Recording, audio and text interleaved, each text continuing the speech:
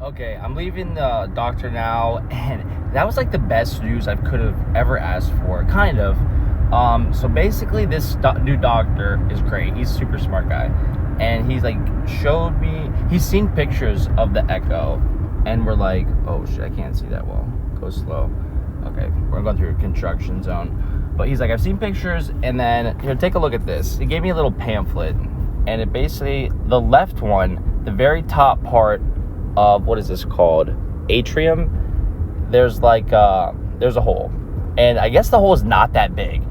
When they did this echo like 2 months ago, the fucking like amount of I don't know, I basically misread the situation, and like she's like, yep, there's a hole, and I've interpreted it as it's a big hole and we got to deal with this like right now, and it made me worried.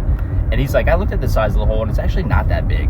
And some crazy statistics, apparently like 30% of people have this, and no one knows until autopsies, or they hear a murmur and they do an echocardiogram. So like no one knows they have it. It's like 1 in 3 people, which is fucking insane. So that left one is a healthy one where there's no hole. And then, I'm sorry, this one is a healthy one where there's no connection.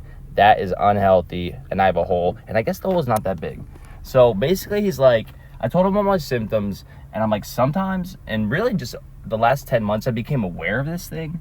And I think my brain has been doing things that cause these symptoms. Because when I do have that pressure, and it's like exactly, I didn't know it was the top part of my heart that had the hole, but now that I do, that's exactly where I feel it sometimes, that I'm like overexerting myself, and like usually like sometimes hungover too. When I'm treating my body poorly, I'm like more conscious of like a heart pain and pressure, and yeah, I don't like it.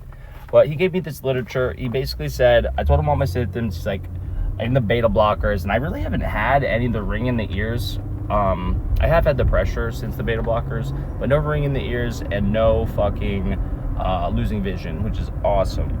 So I told him about that stuff, and he's like, the game plan is you're going to go to hematology. They're going to check out your blood and determine the necessity of you staying on blood thinners. And I honestly think I'm going to have to for the rest of my life. I could feel tangibly better in my circulatory system better when I take blood thinners, when I run, when I sauna. Maybe I can get by with running in sauna, but I just know for a fact it helps me. It helps me feel better in my circulatory system.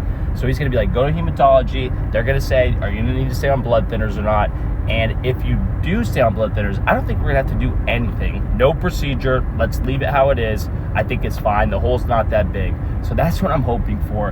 No fucking procedure. Stay on blood thinners. Kind of just take care of myself like I've been doing. So that'd be a huge blessing if that is the outcome. But yeah, very good news. The possibility of not having a procedure is fucking amazing.